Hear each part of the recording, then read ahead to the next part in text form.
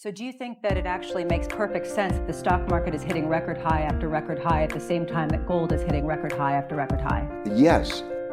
It's very much like the early 70s. And then the question, because what do you put your money in? 达里欧直言，当前已进入大债务周期最危险阶段，货币秩序恶化程度堪比1970年代初，法币信用正被巨额债务与赤字持续侵蚀。一边是黄金突破4000美元创历史新高，一边是 AI 催生资产泡沫，股市同步走强，避险与风险资产罕见同涨。这正是资金逃离贬值法币，疯狂寻找保值出路的信号。I've been trading markets since I was a kid, and between my college year and going to graduate school in the summer of August 1971, I was clerking on the floor of the New York Stock Exchange, and I followed markets. And on Sunday night, Paul Volcker and President Nixon, delivered the message that you're not going to get your money. Gold was money then. So we viewed things differently. You know, like money, fiat money as we think about it today, was like checks in a checkbook so that you could go get your gold. And we looked at things through a gold lens. I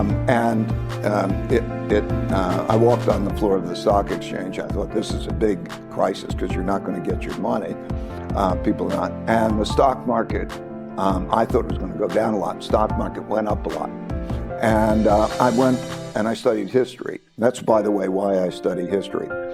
So I studied history, and I found out the exact same thing happened in March 1933 with Roosevelt getting on the radio and doing the exact same thing. In other words, devaluing money, okay? In other words, so when we're looking at the world now, we look at it through our currency lens. You know, we think things go up or down when we're measuring it in our currency. But in reality, the currency goes up and down.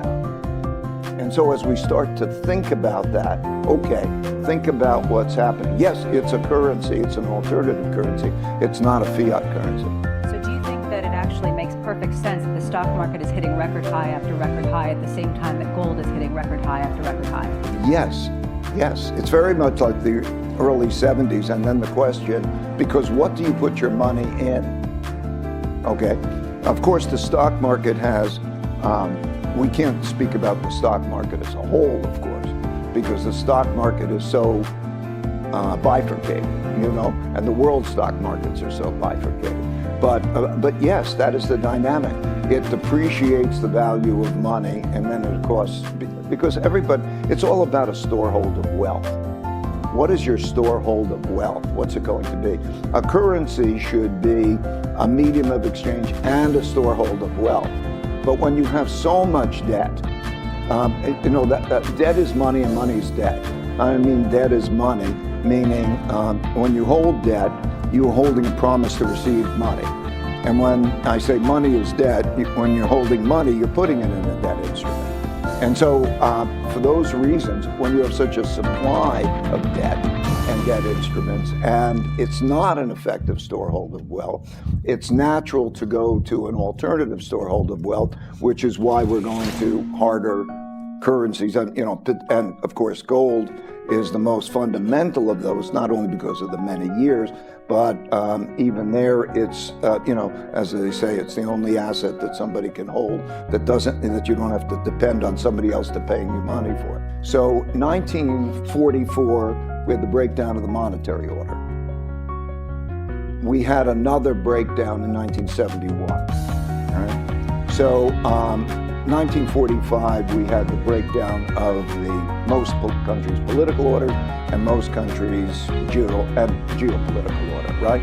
So we have those cycles, which are part of then the overall greater cycle, are worth keeping in mind. So they look a lot alike to me. So when I look at it and I look at the 30s, I think there's a lot to be learned about that particular dynamic. So you could see those breakdowns. Okay, you have to then put them in the context, I think, of what the process is. What does a country do when it doesn't have enough money? Okay, there are a limited number of things. In order to see that, you can go back in history and get some understanding and also see what's going on now. So I think it's very, very similar to that. Just, to me, these all look like watching the same movie over and over again, except people use different technologies and they have different clothes and so on, and there are different people. But they look so much alike. So I think that this is pretty much looking like the typical product.